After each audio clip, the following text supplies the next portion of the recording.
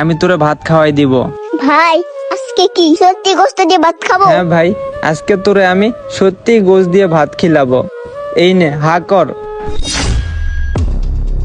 ছি বিশাল, এই খাবার তুই তোর ছোট ভাইকে খাওয়াচ্ছিস? সর্বনাশ, এগুলা যদি আমার ভাই জানতে পারে তাহলে আমি আমার ভাইরে কি জবাব দিব? ছোট সাহেব, আমি আপনাকে সবকিছু খুলে বলতেছি, আপনি আমার সাথে একটু সাইডে চলেন।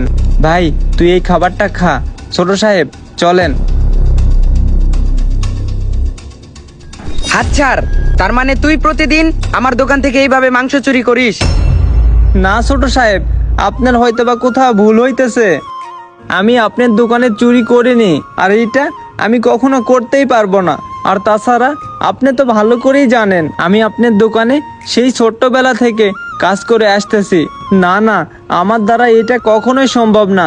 আমি নিজের চোখে দেখছি তুই কাস্টমারে রেখে যাওয়া মাংস পলিথিনে করে বাড়ি নিয়ে যাস। না ছোট সাহেব, আপনি হয়তো বা ভুল বুঝতেছেন আমাকে। আমার ছোট ভাই অনেক অসুস্থ, আর ডাক্তারে বলছে সপ্তাহে 2 দিন ওকে মাংস খাওয়াইতে হবে। তাই আমি আপনার দোকানের কাস্টমারে রেখে যাওয়া মাংস পলিথিনে করে বাড়িতে আনি, আর সেই মাংস আমি আমার ছোট ভাইকে খাওয়াই দেই।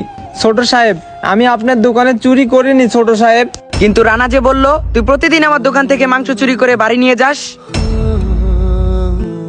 তাহলে রানা কি তোকে ফাঁসাচ্ছে নাকি? আচ্ছা দাঁড়া, আমার দোকানে তো সিসি ক্যামেরা আছে, সেই ফুটেজটা এখনই বার করে দেখি।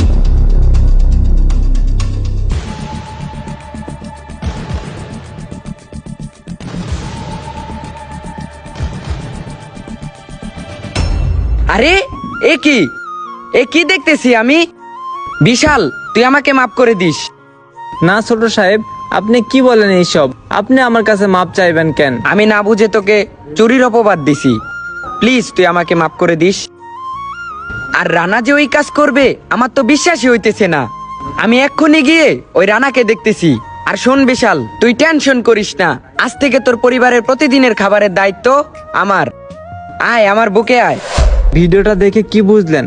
আমাদের সমাজে এমনও কিছু মানুষ আছে যারা নিজে পাপ করে অন্যের উপরে সেই পাপের বোঝা চাপিয়ে দেয়।